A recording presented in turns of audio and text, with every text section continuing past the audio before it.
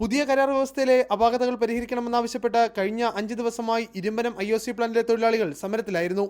കഴിഞ്ഞ ദിവസം കളക്ടറുടെ അധ്യക്ഷതയിൽ 2 തവണ ചർച്ച നടത്തിയെങ്കിലും പരാജയപ്പെട്ടു.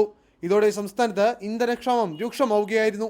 ഇതേ തുടർന്നാണ് മന്ത്രിമാരുടെ നേതൃത്വത്തിൽ കോർഡിനേഷൻ കമ്മിറ്റി ഭാരവാഹികളും ട്രക്ക് ഉടമകളും മാനേജ്മെന്റ് പ്രതിനിധികളുമായി ചർച്ച നടത്തിയത്. തൊഴിലാളികൾ ഉന്നയിച്ച ആവശ്യങ്ങൾ അംഗീകരിച്ച് ടെൻഡറിൽ മാറ്റം വരുത്താമെന്ന് മാനേജ്മെന്റ് ഉറപ്പ് നൽകി.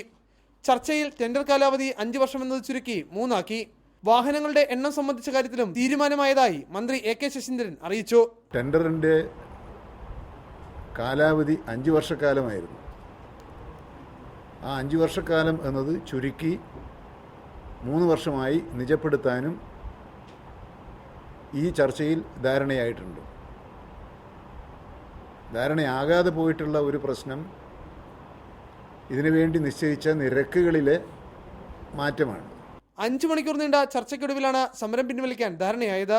അടുത്ത മാസങ്ങൾക്കിടയിൽ 4ാം തവണയാണ് IOC തൊഴിലാളികൾ സമരം നടത്തുന്നത്. മുമ്പ് ഗതാഗത തൊഴിൽ വകുപ്പ് മന്ത്രിമാരുമായി നടത്തിയ ചർച്ചയിൽ പുതിയ ടെൻഡറിലെ അപാകതകൾ പരിഹരിക്കുമെന്ന് ഉറപ്പ് നൽകിയിരുന്നു. എന്നാൽ മാനേജ്മെന്റ് ഇതിൽ നിന്നും പിന്നോട്ട് പോയതിനെ തുടർന്നാണ് വീണ്ടും സമരം ആരംഭിച്ചത്. റിപ്പോർട്ടർ, തിരുവനന്തപുരം.